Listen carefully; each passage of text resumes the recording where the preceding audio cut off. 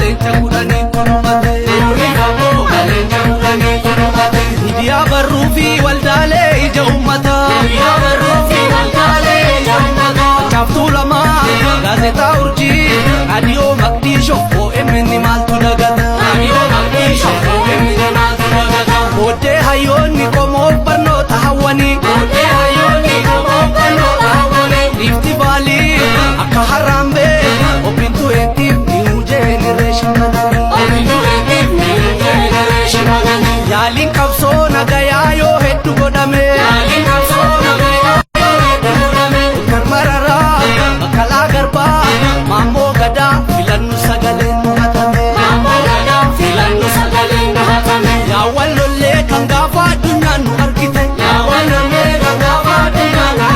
du'a hiriiraa du'a irreechaa roorroo diddaa qeerroon teenya boolla rakkite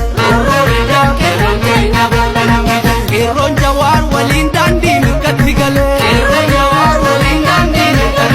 Dr. Abiyyi lammaa